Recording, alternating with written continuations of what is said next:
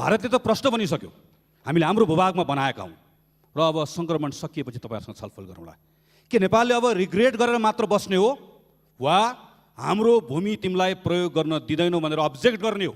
भारतले आफ्नो भूमि नभएको ठाउँमा नक्सा प्रकाशित गर्ने अनि नेपालको आफ्नो भूमि राखेर नेपालको नक्सा प्रकाशित गर्न नेपाल सरकारलाई के गाह्रो भइरहेको छ? त्यो गाह्रो यहाँ आओस्। सरकार के हेरेर बस्यो? यो आज एक रातमा बनेको होइन भन्ने कुरा प्रष्ट भइसकेको छ। सन् 2008 देखि भारतले नेपाली भूमि मिचेर निर्माण गरेको सडकबारे सरकारले के गरेको छ? अन्तर्राष्ट्रिय अदालतमा मुद्दा दिएको खै? भारतको यो दादागिरी र चीनको न्यानो सहयोगको प्रतिरोध गर्न नेपाली काङ्ग्रेस, सिङ्गो नेपाली जनता तयार छ। चीनसँग पनि यो खालको त्यो सहमतिका विरुद्ध आपत्ति जनाउनु पर्छ। त्यो अन्तर्राष्ट्रिय कानुनको विरुद्ध छ, असल छिमेकी नीतिको विरुद्ध छ र त्यो आजको सभ्य समाजको विरुद्ध छ। त्यसकारण त्यो काम तुरुन्त बन्द होस् र त्यहाँबाट भारतीय सेना फिर्ता होस्।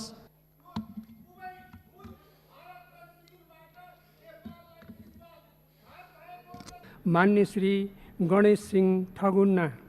नेपाल सरकारले लिम्पियाधुरा लिपुलेक कालापानी क्षेत्रको सीमा विवाद बारे र सो क्षेत्रमा भारतीय पक्षले निर्माण गरिरहेका सडक लगायत पूर्वाधार निर्माणबारे लिएको अडान स्वागतयोग्य छ, जसको म प्रशंसा गर्न चाहन्छु।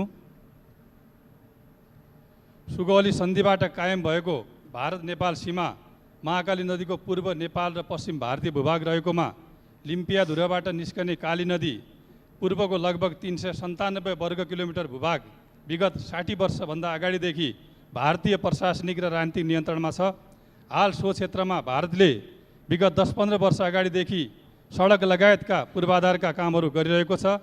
नेपाल सरकारले सो भूभाग नेपालको भएको र सो भूभागमा एकपक्षीय रूपमा पूर्वाधार निर्माण नगर्न भारत सरकार समक्ष प्रष्ट धारणा राखेको छ, जुन स्वागतयोग्य कुरा छ। भारत सरकारले सीमा विवाद कोरोनाको समस्या समाधान भएपछि द्विपक्षीय। मान्य श्री दिलेन्द्र प्रसाद बडु।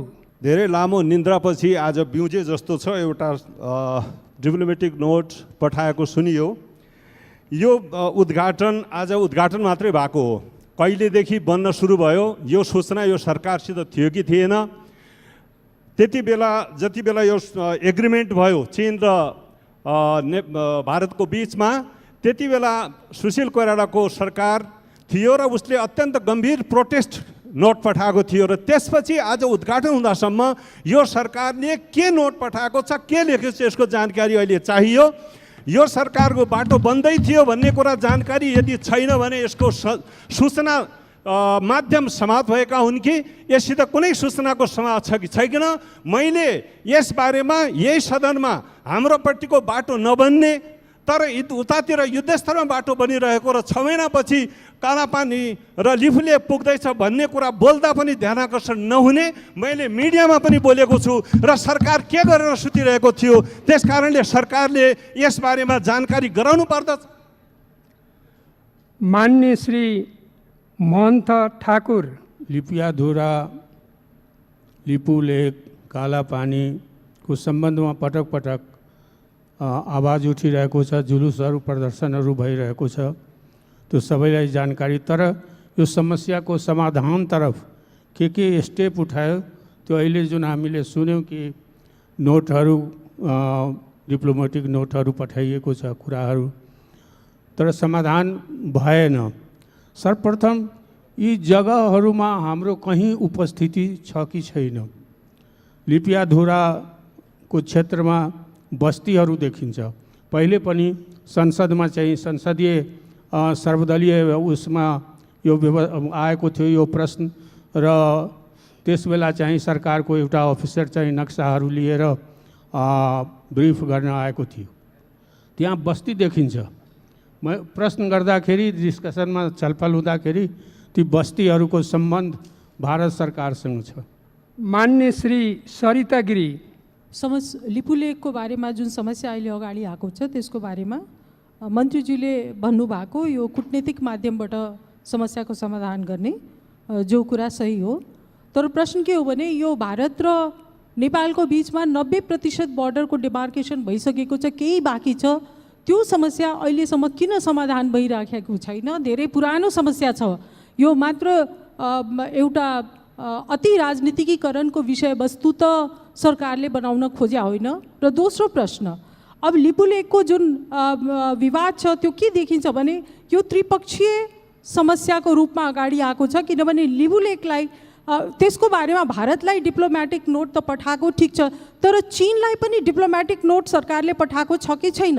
किनभने यो लिपुलेखको बारेमा जुन सहमति भएको छ त्यो भारत र चीनको बिचमा भएको छ, जुन कि परराष्ट्र मन्त्रीजीले आफ्नो प्रस्तुतिमा भन्नुभयो। त्यसले गर्दा यसमा चाहिँ दुवै पक्ष दुवै छिमेकी देशसँग चाहिँ कूटनीतिक प्रयासको आवश्यकता छ।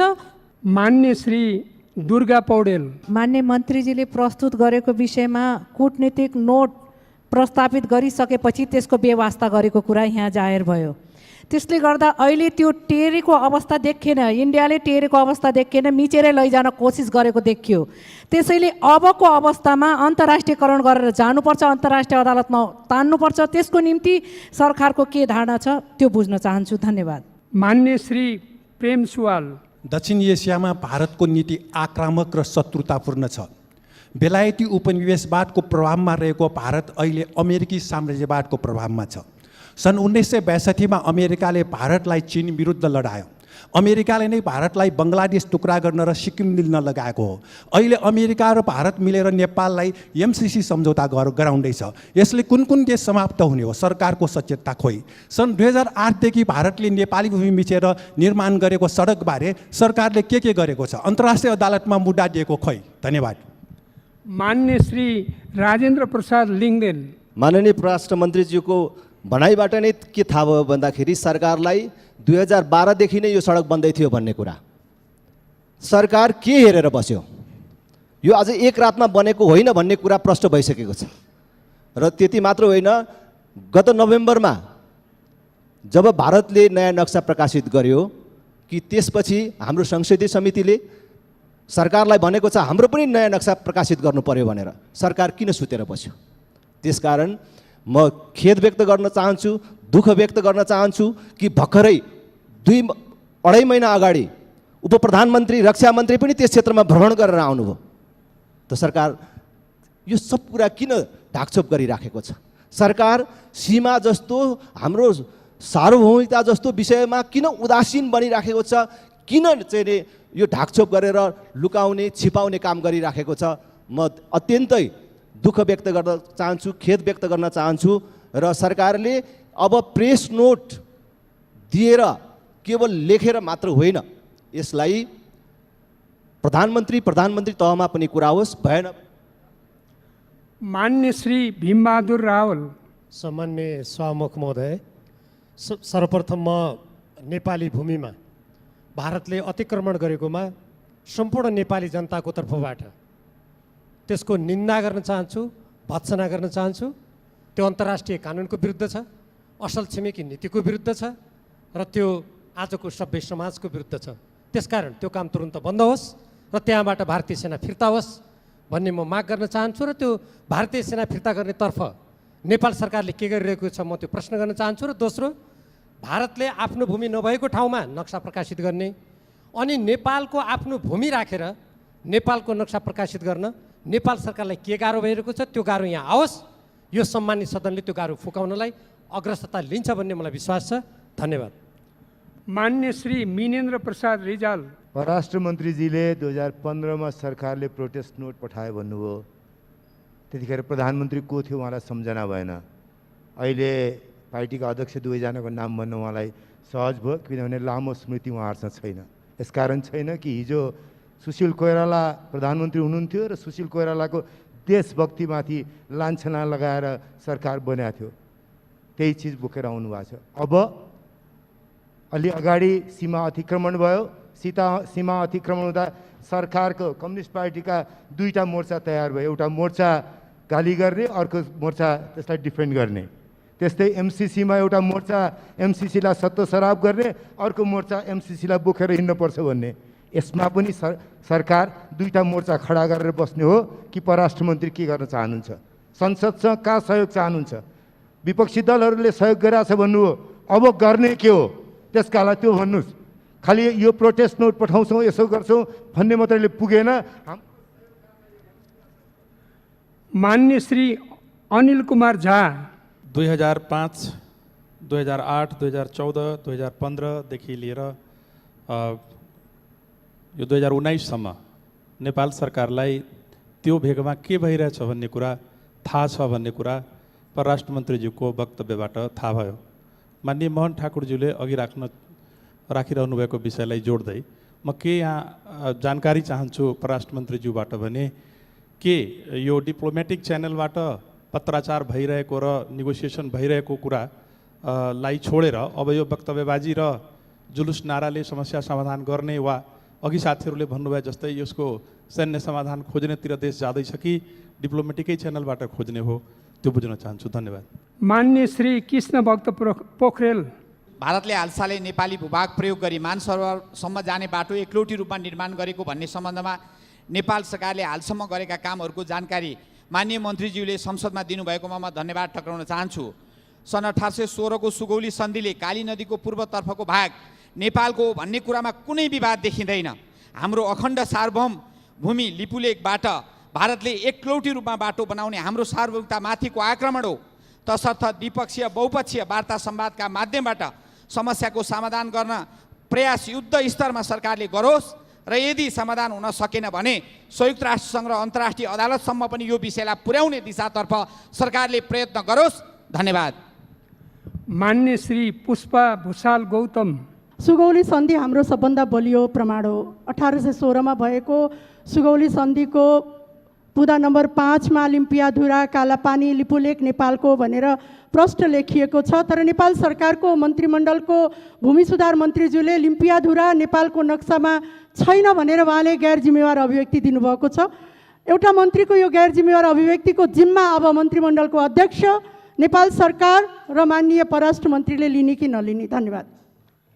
मान्य श्री जनार्दन शर्मा भारतले नेपाली भूमिमा गरेको हस्तक्षेपको घोर भर्त्सना गर्दछु र नेपाल सरकारले डिप्लोमेटिक नोट जारी गरेको कुरा सुनियो र यो विगत लामो समयदेखि यो चल्दै आएको रहेको समस्यालाई समाधान गर्न डिप्लोमेटिक नोट मात्रै काफी छ कि समग्र उपायहरू लिएर अगाडि बढ्नुपर्छ। म सरकारलाई अनुरोध गर्न चाहन्छु सबै उपायहरू अगाडि बढाएर र सबै प्रमाणका आधारमा अगाडि बढ्नुपर्छ। चीन र भारतको सम्झौता मे 15, 2015 मा भएको सम्झौताको बारेमा भएको सम्झौताले डिप्लोमेटिक नोटपछि के भएको छ त्यो पनि जानकारी गराउन म अनुरोध गर्छु। चीनलाई पनि यस खालको त्रिदेशीय एउटा चीनसँग पनि यो खालको त्यो सहमतिका विरुद्ध आपत्ति जनाउनुपर्छ भन्ने मेरो भनाइ छ। धन्यवाद। मान्य श्री गगन कुमार थापा भारतको हस्तक्षेप अतिक्रमणको घोर भत्सना गर्दछु। केही समय अगाडि रक्षा मन्त्रीजीले यो ठाउँको अवलोकन गर्नुभएको थियो। के त्यो तीर्थयात्रा थियो? थिएन भने उहाँले सरकारलाई के बताउनु भयो र सरकारले त्यो बिचमा के काम गर्यो? भारतले त प्रश्न बनिसक्यो, हामीले हाम्रो भूभागमा बनाएका हौँ र अब सङ्क्रमण सकिएपछि तपाईँहरूसँग छलफल गरौँला। के नेपालले अब रिग्रेट गरेर मात्र बस्ने हो वा हाम्रो भूमि तिमीलाई प्रयोग गर्न दिँदैनौ भनेर अब्जेक्ट गर्ने हो? हाम्रो भूमिमा 1 इन्च पनि तलमाथि भयो भने नेपालले छाड्नेवाला छैन भनेर प्रष्टसँग भन्ने हो। भारतको यो दादागिरी र चीनको न्यानो सहयोगको प्रतिरोध गर्न नेपाली काङ्ग्रेस, सिङ्गो नेपाली जनता तयार छ। सरकारले हामीबाट के सहयोगको अपेक्षा गरेको छ हामी जान्न चाहन्छौँ। धन्यवाद। मान्य श्री सुरेन्द्र प्रसाद पाण्डे यो नेपाली भूमिमा जुन निर्माण भएको सडकको कुरा छ म त्यसमा आपत्ति व्यक्त गर्न चाहन्छु, निन्दा गर्न चाहन्छु। सरकारले यसबारेमा जो स्टेटमेन्ट राखेको छ त्यसलाई धन्यवाद भन्न चाहन्छु। तर म एउटा कुरा के भन्न पनि चाहन्छु भने खालि खास घटनाहरूमा मात्रै स्टेटमेन्ट दिएर हामी चुप लागेर बस्ने जुन खालको समस्या छ यसलाई हामीले रेगुलर एउटा निष्कर्षमा पुर्याउनको लागि गर्नुपर्ने नियमितका प्रयासहरू के भए भन्नेतर्फ पनि म सरकारको ध्यान आकर्षण गर्न चाहन्छु। खालि एउटा घटना आउँछ, स्टेटमेन्ट दिन्छौँ, त्यसपछि हामी शान्त भएर बस्छौँ, बाँकी कुनै प्रयासहरू हुँदैन। फेरि अर्को घटना आउँछ, फेरि हामी खालि स्टेटमेन्ट दिने खालको स्थितिमा मात्रै छौँ। त्यसो भएले यसतर्फ सरकारले नियमित के प्रयास गर्छ र यस पछिका योजनाहरू के निर्माण गर्छ त्यसको बारेमा म सदनलाई जानकारी गराउनको पनि माग गर्दछु। धन्यवाद। मान्य सदस्यहरू, अब मान्य परराष्ट्र मन्त्रीलाई उक्त प्रश्नहरूको सम्बन्धमा जवाफ दिन अनुमति दिन्छु।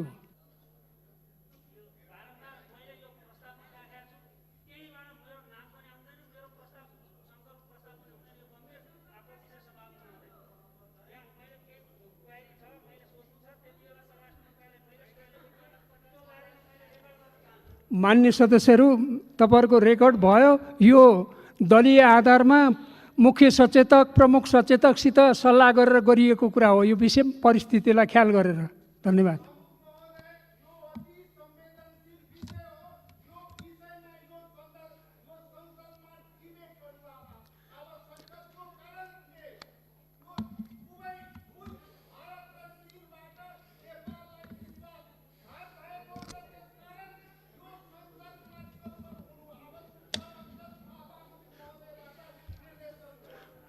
उपयुक्त समयमा छलफल हुन्छ, मेरो ध्यान आकर्षण भयो। मान्य सदस्य, मान्य मन्त्री हो। सम्मानीय सभामुख महोदय, छलफलमा भाग लिनुहुने र छलफलमा थप भाग लिन पाऊँ र हाम्रा कुराहरू राख्न पाऊँ भन्ने सबै मान्य सदस्यज्यूहरूलाई म धेरै धेरै धन्यवाद भन्न चाहन्छु। मैले अघि पनि भनेको थिएँ, वास्तवमा यसले सरकारलाई एउटा स्ट्रेन्थ दिएको छ राष्ट्रिय हितका सवालमा अझ दृढतापूर्वक अगाडि बढ्न र एउटा परिणाम निस्किने गरी काम गर्नको निम्ति भन्ने म आग्रह गर्न चाहन्छु। सबै मान्य सदस्यज्यूहरूलाई धन्यवाद भन्न चाहन्छु।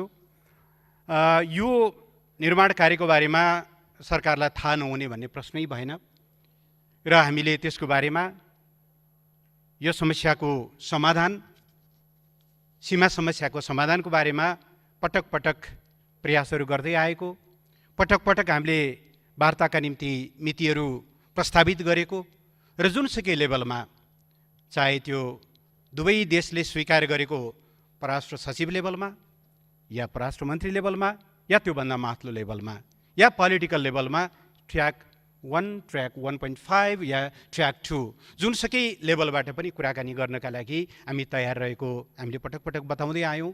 केही इन्फर्मल कुराकानीहरू नभएका पनि होइनन् यस बिचमा। सामान्यतया गएको फेब्रुअरी महिनाको लास्टतिर बैठक बस्न सक्ने दिशातिर हाम्रा छलफलहरू अगाडि बढेका थिए, तर कोरोनाको महामारीसँगै हाम्रा ध्यानहरूलाई स्वाभाविक रूपले यो महामारीको विरुद्ध केन्द्रित गर्नुपर्ने अवस्था सृजना भयो। त्यस कारणले गर्दा त्यो बैठक हुन सकेको छैन। तर पनि मलाई के विश्वास छ भने यस्ता समस्याहरूको समाधान कूटनीतिक माध्यमबाटै गर्न सकिन्छ। सरकारले त्यसको दृढ विश्वास लिन्छ। हिजो भारतीय विदेश मन्त्रालयका प्रवक्ताको हाम्रो वक्तव्य आइसकेपछिको एउटा प्रतिक्रिया छ, जसमा उहाँहरूका आफ्ना क्लेमहरू उल्लेख गर्दै पनि कोरोना पछि हामी चाहिँ वार्ताको टेबलमा बस्न तयार छौँ भन्नुभएको छ। त्यसले गर्दा कूटनीतिक माध्यमबाट समाधान गर्न सकिन्छ भन्ने कुरामा सरकारको दृढ विश्वास रहेको म यहाँहरूलाई जानकारी गराउन चाहन्छु। प्रतिपक्ष दलका मान्य सदस्यहरूले भन्नुभएको छ सरकार कस्तो खालको सहयोग चाहन्छ। यस्तै खालको सहयोग नै हो। यहाँहरूको निरन्तर साथ रहोस्, यस्ता प्रश्नहरूमा बलियो राष्ट्रिय एकता होस्, यस्ता प्रश्नहरूलाई यो दल र त्यो दलको नभनियोस्, म आग्रह गर्न चाहन्छु। मैले नेपाल सरकारले 2015मा चाहिँ प्रोटेस्ट गर्यो भने मैले कुनै दल विशेषको नाम लिइनँ। मान्य सदस्यले सुशील कोइरालाको नाम लिनुभयो, मेरो पनि आदरणीय दाजु र स्वर्गीय प्रधानमन्त्री।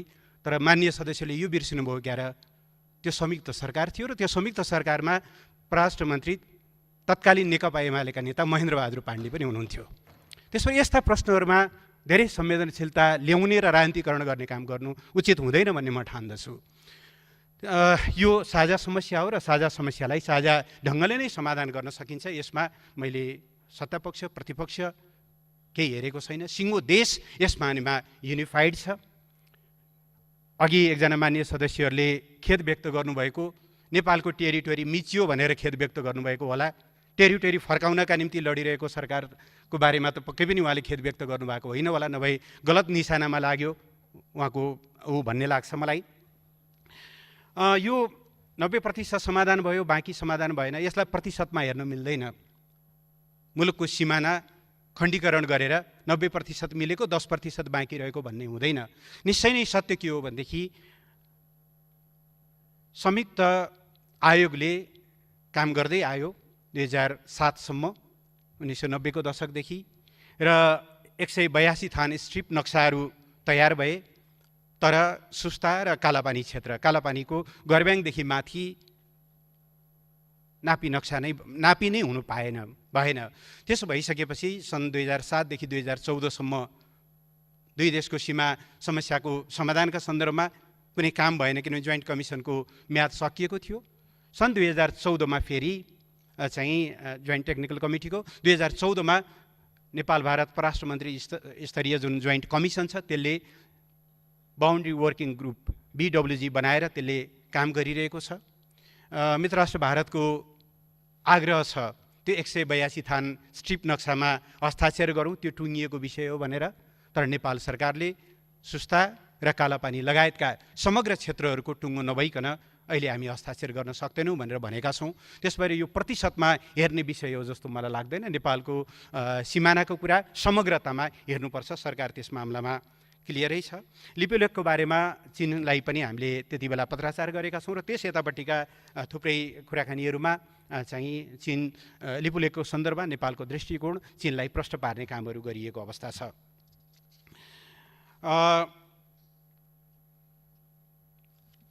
यसबाहेक यसमा उदासीन हुनुपर्ने, ढाकछोप हुनुपर्ने कुनै प्रश्न नै भएन। सेना फिर्ताको सन्दर्भमा सम्माननीय प्रधानमन्त्रीले औपचारिक रूपमा आह्वान गर्नुभएको छ। कालापानीमा रहेको नेपाली भूभागमा रहेको भारतीय सेनालाई चाहिँ फिर्ता गर्नको निम्ति उहाँले औपचारिक रूपमा सार्वजनिक रूपमै पनि आह्वान गर्नुभएको छ। नक्साको बारेमा विभिन्न समितिहरूले र यही सम्मानित सदनमा पनि प्रश्नहरू उठेको छ र सरकारलाई निर्देशन प्राप्त भएको छ। सरकारले त्यो निर्देशन अनुसार काम गर्नेछ। नक्सा सार्वजनिक गर्नु अगाडि त्यसको समग्र प्राविधिक पक्षहरू 1 इन्च पनि बढी हुन 1 इन्च पनि तल हुन नहुने सबै कुराहरूलाई पर्याप्त तयारी गरेर र सम्पूर्ण कुरालाई चाहिँ चेक जाँच गरेर सार्वजनिक गर्नुपर्ने भएको हुनाले केही समय लागेको हो। सम्मानित सदनको र संसदका विभिन्न समितिहरूले दिएको निर्देशन अनुसार नै सरकारले नक्सा सार्वजनिक गर्ने कुरामा कुनै समस्या रहने कुरा भएन। यस सम्बन्धमा एउटा नेपालको नक्साको बारेमा एकजना मन्त्रीज्यूको अभिव्यक्तिलाई लिएर कमेन्ट गरिएको छ। म सम्मानीय सभामुख महोदय, म जानकारी गराउन चाहन्छु। अहिले नेपालले प्रचलनमा ल्याएको 2032 सालदेखि प्रचलनमा रहेको राजनीतिक नक्सामा चाहिँ लिपुलेक र कालापानी भूभाग समेटिएको छ। त्योभन्दा पश्चिमको भूभाग समेटिएको स्थिति छैन। त्यो वर्तमान सरकारले गरेको होइन। यो कुरा एका राख्न अथवा यस सम्बन्धी जानकारी लिनलाई पनि म आग्रह गर्न चाहन्छु र धेरै मान्यज्यूहरूले एउटा समग्र खालि एउटा औपचारिक पत्राचार अथवा वक्तव्य या डिप्लोमेटिक नोटहरू पठाउने मात्रै नभएर समग्र संयन्त्रहरू परिचालित गरियोस्, सबै खालका उपायहरू अवलम्बन गरियोस् भन्ने जुन आग्रह गर्नुभएको छ त्यसलाई सरकारले एउटा महत्त्वपूर्ण मार्गदर्शनको रूपमा लिएको छ। यहाँहरूको यो सुझावलाई ध्यानमा राखेर हामी सबै खालका कूटनीतिक प्रयासहरूलाई प्रभावकारी ढङ्गले अगाडि बढाउने र नेपाली जनताको भावना अनुसार नेपालको सार्वभौम सत्ता, राष्ट्रियता, राष्ट्रिय भौगोलिक अखण्डता, स्वाभिमान र राष्ट्रिय हितको रक्षाका निम्ति दृढतापूर्वक अघि बढ्ने विश्वास म सम्मानित सदनमा प्रस्तुत गर्न चाहन्छु सम्मानित सभामुख महोदय मार्फत र यति भनेर आफ्नो भनाइहरू टुङ्ग्याउँछु। धन्यवाद।